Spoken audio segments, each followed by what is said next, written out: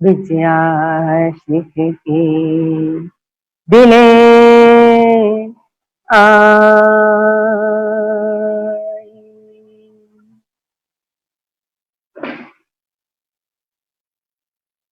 दाम धनी अक्षरातीत प्राण प्रियतम प्राणनाथ श्री राज श्यामा जी,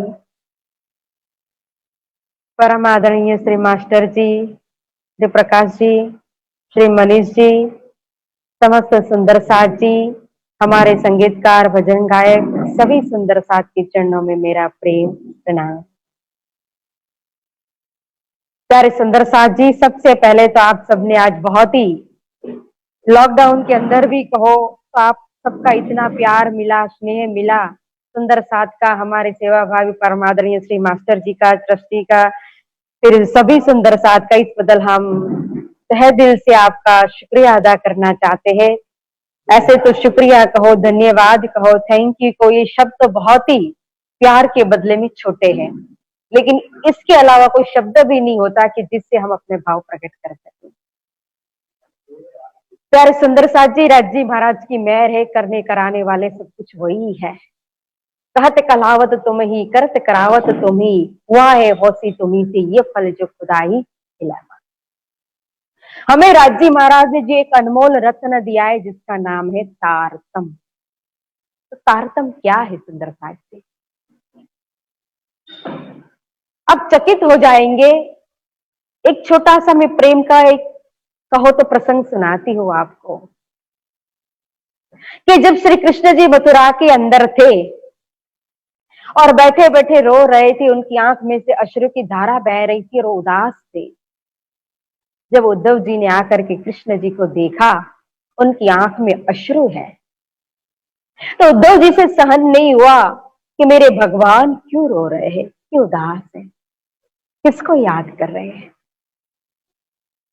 तो उद्धव जी को पता चला कि ब्रजमंडल के अंदर जो गोपियां है, उन गोपियों को याद करके श्री कृष्ण जी रो रहे हैं। तो भगवान को समझा रहे कि आप उन गोपियों को मत याद कीजिए, उनको आप भूल जाइए, आप भगवान हो, आप इतने बड़े हो, आपको ये शोभा नहीं देता इस तरह से रोना। भगवान ने कहा कि मैं क्या करूं उद्धव, मेरी गोपियां मुझे इतना याद करती है, मेरे लिए रो रही है, पहले उसको जाकर के समझाओ कि वो रोना बंद कर दे। जब वो नहीं रोएगी तो मैं भी नहीं रोऊंगा। उसे जाकर के कहो, राधे रानी से जाकर के कहो कि वो मुझे भूल जाए। उद्धव जी ने कहा कि मैं कैसे जाऊं भगवान, और वो गोपियां तो अनपढ़ है, मेरा ज्ञान जो है वो ज्ञान कैसे वो समझ भी पाएगी, मैं उसे कैसे समझाऊं। भगवान कहते उद्धव, तुम ज्ञानी हो तभी तो मैं तुम्हें कहता हूं, तुम ही जाकर के उसे ज्ञान दे सकते हो, उसको समझा सकते हो, उनको रोना बंद कर सकते हो। इसलिए तुम जाओ ब्रजमंडल के अंदर और गोपियों को समझाओ कि वो रोए नहीं। उद्धव जी ने कहा, भगवान अगर आप हुक्म कर रहे हो, आज्ञा दे रहे हो तो ठीक है, मैं आपकी आज्ञा से ब्रजमंडल में जाकर के उन गोपियों को ज्ञान देता हूं ताकि वो इस तरह से रोए नहीं। उद्धव जी जाने के लिए तैयार हो गए। फिर कहते हैं, भगवान मैं जाऊं तो सही, लेकिन वो गोपियां मुझे पहचानेंगी कैसे। तो भगवान ने कहा कि ऐसा करो उद्धव, मेरा पीताम्बर और रथ भी साथ में लेकर के जाओ, जिससे वो गोपियां पहचान लेगी। उद्धव जी भगवान का रथ लेकर के गए, पीताम्बर पहन करके गए और ब्रजमंडल के अंदर आते हैं। यहाँ ग्वाल बाल को रोज ऊंचे पेड़ पर चढ़ करके देखते कि अभी कन्हैया आएगा, इस रास्ते से हमारा मित्र गया था कन्हैया, शायद इसी रास्ते से लौट करके आज आएगा। रोज इंतजार करते हैं। आज देखा कि दूर से कोई रथ आ रहा है, जैसे कोई रथ के अंदर गए थे अक्रूर जी लेकर के कन्हैया को और बलराम जी को, शायद वही रथ तो नहीं है, हमारा कन्हैया आ गया। सभी ग्वाल बाल खुश हो गए, मित्र मंडल खुश हो गए कि कन्हैया आया, कन्हैया आया। एक मित्र कहता है, ग्वाल बाल कहता है, अरे पहले तो मैं कन्हैया को बहुत डांटूंगा, इतना इंतजार करवाया, 4 दिन का कह करके गया था और अब लौट करके आ रहा है। दूसरा कहता है, अरे शिकायत तो मैं बात भी करूंगा, पहले तो मैं अपने दिल की प्यास बुझाऊंगा, कन्हैया को अपने गले से लगा लूंगा। इतने में ग्वाल बाल नीचे उतर गए और रथ पास में आया और आकर के देखा तो उद्धव जी थे। अरे ये तो हमारा कन्हैया नहीं है, कोई और है। कौन है? कहां से आए हो आप? मैं मथुरा से आया हूँ, कृष्ण का मित्र हूँ। कृष्ण का मित्र? अरे कृष्ण का मित्र तो हम है, पहले हम उनके मित्र है, फिर बाद में तुम होंगे। हमारा कन्हैया कहाँ है? हमें याद करता है कि नहीं? बहुत याद करता है। लेकिन पहले मुझे यशोदा माता का घर बताओ कि यशोदा माता का घर कहाँ है। मुझे उनसे मिलना है, कन्हैया का संदेश देना है। तब ग्वाल वालों ने कहा कि हे उद्धव जी, यह जो जल दिखाई दे रहा है, जल की जो धारा दिखाई दे रही है, जो नदी की तरह बह रही है जल की धारा, इसके किनारे किनारे आप चलते जाइए, चलते जाइए, चलते जाइए, और जहां एंड आए समझ लेना कि यही यशोदा माता का घर है। क्योंकि ये कोई जल नहीं है, ये कोई पानी नहीं है, कोई नदी नाला का पानी नहीं है, ये तो यशोदा माता की आंखों में से कन्हैया के बिछोड़ में निकले हुए अश्रु की धारा है। उद्धव जी दुखी हुए। यशोदा माता, उनकी आंख में से इतने अश्रु। और उद्धव जी वही अश्रु को निशाना बनाकर चलते गए, चलते गए, और चलते चलते पहुंचे यशोदा माता के घर के पास है। जा करके यशोदा माता को देखा, वो बैठी है, गुमसुम, बातचीत नहीं कर रही है। माता, माता, माता को कोई शुद्ध नहीं है। मैं कन्हैया का मित्र हूँ, मथुरा से आया हूँ। जैसे ही कन्हैया का नाम सुना, यशोदा माता को होश आया। कन्हैया कहाँ है? मेरा कन्हैया? मैं कन्हैया का संदेश लेकर के आया। अरे मेरा कन्हैया खाता है कि नहीं ठीक से? वो दुबला पतला तो नहीं हो गया? वो ठीक से सोता है कि नहीं? मुझे याद करता है कि नहीं? बहुत याद करता है माता। वो सोता है देवकी की गोद में, लेकिन होता है यशोदा माता की गोद में। यशोदा माता कन्हैया की बातें करे जा रही है, बातें करे जा रही है। कन्हैया की एक एक लीला को सुनाती सुनाती रात बीत गई। अश्रु की धारा माता की आंख में से बह रही है और प्रेम में लीलाओं को सुनाती जा रही यशोदा। रात भर उद्धव जी ने कन्हैया की बातें सुनी यशोदा माता के मुख से। यशोदा माता को प्रणाम किया। माता गोपियां कहाँ है? राधे रानी कहाँ है? यशोदा दी ने कहा कि जाओ, यमुना जल भरने के लिए गोपियां गई होगी, राधे रानी भी दिखा देगी गोपियां। उद्धव जी आए गोपियों के पास है और गोपियों की हालत देखी। यमुना जी में पानी भरने के लिए आई है गोपी। आपस में कन्हैया की बातें किए जा रही है, कन्हैया की बातें किए जा रही है। एक सखी जो है, गोपी जो है, अपना घड़ा जो है पानी का, वो पानी के अंदर डालती है, लेकिन बाहर निकालने की स्थिति नहीं है उसको। अगर घड़ा बाहर निकाला दूसरे सखी ने तो उसको सिर पर चढ़ाने की सुध नहीं है। अगर सिर पर चढ़ा दिया तो घर जाने की सुध नहीं है। घर का रास्ता भूल गई गोपियां, और बस आपस में खड़ी खड़ी घंटों तक कन्हैया की बातें कर रही है। उद्धव जी सोच रहे कि अरे ये गोपिया को कोई काम नहीं है, घर का रास्ता भूल गई है क्या? ये दीवानी तो पागल तो नहीं हुई है गोपी? उतने में पीताम्बर देखा गोपियों ने। अरे कन्हैया आया क्या? देखो पीताम्बर, पीताम्बर, पीताम्बर। देखा, अरे ये तो कोई और है। कौन हो? कहां से आए हो? अरे आप खड़ी खड़ी घंटों से यहाँ बातें किए जा रही, बातें किए जा रहे, आपको और कोई काम नहीं है? तुम पागल तो नहीं हुए उद्धव जी? हमें तो अष्ट पर दिन 64 घड़ी रात दिन कन्हैया को याद करना, यही तो हमारा काम है। तुम कोई नए लगते हो ब्रजमंडल के अंदर कि कन्हैया को नहीं जानते हो, गोपियों को नहीं जानते हो। उद्धव जी ने कहा मैं तो कन्हैया का मित्र हूँ, मथुरा से उनकी चिट्ठी लेकर के, संदेश लेकर के आपके पास आया हूँ। चिट्ठी? हमारे कन्हैया की चिट्ठी?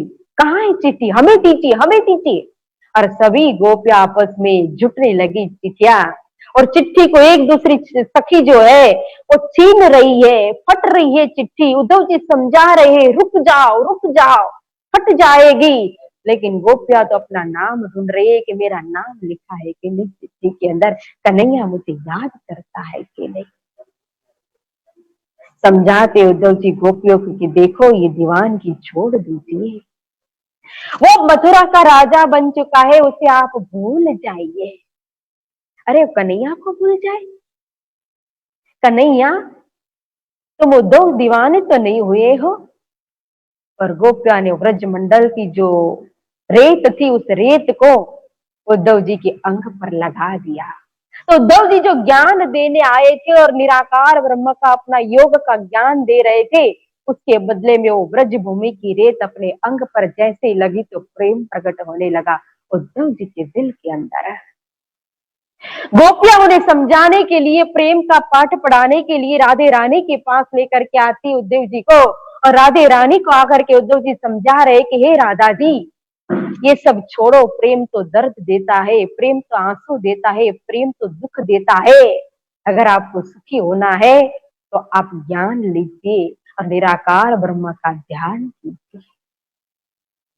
राधे रानी कहती है उद्धव जी हमें दर्द कहाँ है, हमें दुख कहाँ है, और कन्हैया हमारे से दूर कहाँ है, वो तो हमारे पास ही है। देखो, और फिर तुम कहते हो कि परमात्मा निराकार है, परब्रह्म निराकार है, कि लेकिन हमारा कन्हैया तो हमारे हाथ से मक्खन लेकर के जाता है, मटकी फोड़ता है जिन हाथों से, और जिन हाथों से हमारा मक्खन खाता है, तो जिनको हाथ वो निराकार कैसे होगा? वो हमारे सामने हमें रिझाने के लिए, आनंद देने के लिए रात भर नीरज करता था, और इंद्रावती जी ढोलक बजाती थी, तो वो परमात्मा निराकार कैसे हो सकते हैं? और देखो वो जा करके कैसी मीठी मीठी बातें हमारी करता था, और हमसे आकर के कैसी कैसी मीठी मीठी बातें करता था। जिनको मुख है, जिनका स्वरूप है, जिनको रसना है, जिनको नाक है, तो वो परब्रह्म परमात्मा निराकार कैसे हो सकते हैं?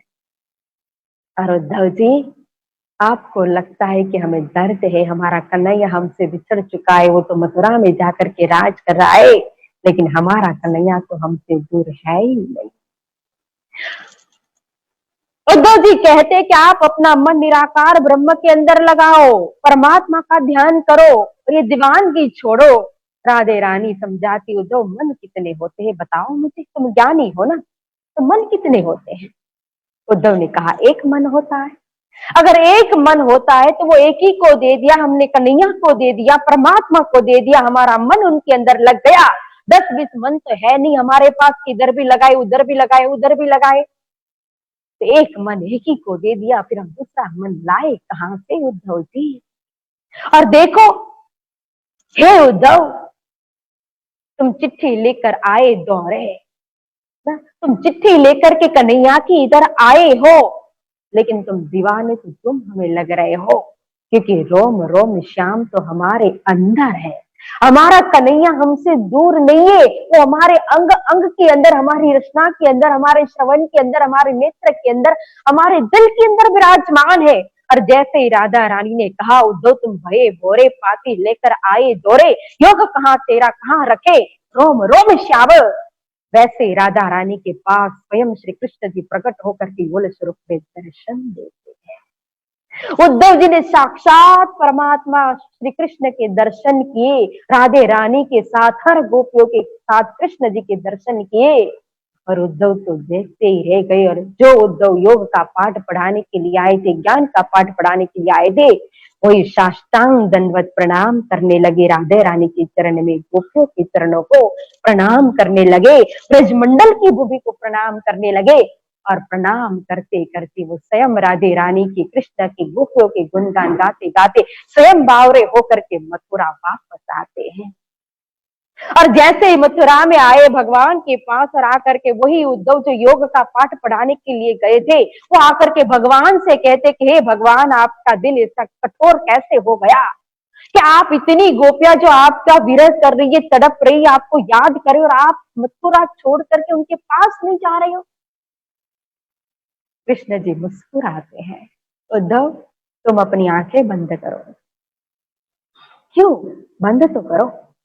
और उद्धव जी ने अपनी आंखें बंद की, और फिर कुछ देर के बाद कहा, उद्धव अपनी आंखें खोलो। और जैसे उद्धव जी ने आंखें खोली तो जिस ब्रजमंडल के अंदर जिन जिन गोपियों से मिले थे, वो गोपी कहो, राधे रानी कहो, सब श्री कृष्ण जी के पास बैठे हुए हैं। देखो, इसीलिए तारतम ने कहा कि एणे पगले चाली पगला प्रमाण सुंदर साध। इसका मतलब क्या हुआ? तारतम क्या है? तारतम प्रेम है। जिस प्रेम ने कहो तो कृष्ण को राधा से अलग नहीं रखा है, जिस प्रेम ने कहो तो गोपियों को कृष्ण से अलग नहीं रखा है, जिस प्रेम के कारण गोपी और कृष्ण अनादि एक है। जल तरंग की बात है, जैसे जल से तरंग अलग नहीं हो सकती, वैसे गोपियां कृष्ण से अलग नहीं थी। यही प्रेम की परिभाषा है। प्रेम के कारण ही कहा है कि राज्य समाधि और सख्या अनादि एक है। ब्रह्म और ब्रह्मात्मा में जरा नहीं तफावत। जब पूर्ण प्रेम, शुद्ध प्रेम आत्मा के अंदर प्रकट हो जाता है और आत्मा जब परमात्मा के चरण में जब दिल दे देते, आत्मा को समर्पित कर देते हैं, तो जैसे नदी एक सागर में जाकर के मिल जाती है, वैसे ही रूह नदी एक सागर, एक महासागर राज्य के अंदर जाकर के मिल गई, उसका कोई अपना अस्तित्व नहीं रहता है। इसी का नाम तारतम्य, इसी का नाम है प्रेम। प्रेम जोड़ता है। प्रेम स्वयं ईशक है, प्रेम स्वयं राज्य है, क्योंकि राज्य अक्षरातीत पूर्ण ब्रह्म परमात्मा ही प्रेम का सागर है, प्रेम का स्वरूप है। इसीलिए सब साधन में उत्तम कहो तो उनको प्राप्त करने का साधन है प्रेम। तो क्या अन्य साधन हमें नहीं करने चाहिए? ऐसा नहीं, लेकिन जो भी साधन करो उसके अंदर प्लस हो जाता है प्रेम। जैसे 56 प्रकार के व्यंजन बनाओ लेकिन नमक नहीं होगा, उस नमक के अंदर स्वाद नहीं आता है। वैसे ही कोई भी साधना कर लो आप, जप तप व्रत ध्यान आदि, लेकिन अगर उसमें प्रेम नहीं है तो साधना के अंदर आनंद रस जो लज्जत आनी चाहिए वो लज्जत नहीं है। प्रेम सेवा वाले प्रकट करी। उसी प्रेम को ब्रजराज के अंदर जो प्रेम था, गोपियों के अंदर जो प्रेम था, कृष्ण के अंदर जो प्रेम राधे रानी के अंदर था, उसी प्रेम को यहाँ तारतम ने जाहिर किया है निस्बत के साथ साथ। तो तारतम निस्बत है, तारतम इश्क है, तारतम प्रेम है, तारतम स्वयं इश्क है, तारतम स्वयं राज्य है। तो इसी तरह से प्रेम से कहो तो राज्य के साथ एक रूप हो जाना, उन्हीं के अंदर समा जाना, अपने आप को मिटा देना, मैं खुदी को मिटा देना, अपने अस्तित्व को मिटा देना, अपना हो जाना, इश्क और ईमान के अंदर कायम रहना, यही तारतम है। तो प्यारे सुंदर साथ जी, जो तारतम राज्य महाराज ने दिया है, तो इसी तारतम को, इसी प्रेम को हम सभी सुंदर साथ अपने दिल के अंदर धारण करें और राज्य के चरणों में उन्हीं के प्रेम के द्वारा कहो तो उनको प्राप्त करें। प्यारे सुंदर साथ जी, इस तरह से तारतम को समझते हुए हम आगे बढ़े और जो समय दिया था शायद वो समय भी पूरा हुआ है, इसलिए इस वाणी को भी यहाँ विराम देते हैं। तो बस प्रेम को धारण करना है, तारतम को धारण करना है और रूह को जाकर के राज्य के अंदर समर्पित हो जाना है, मिल जाना है। सभी सुंदर साथ को एक बार तहे दिल से शुक्रिया अदा करते हैं।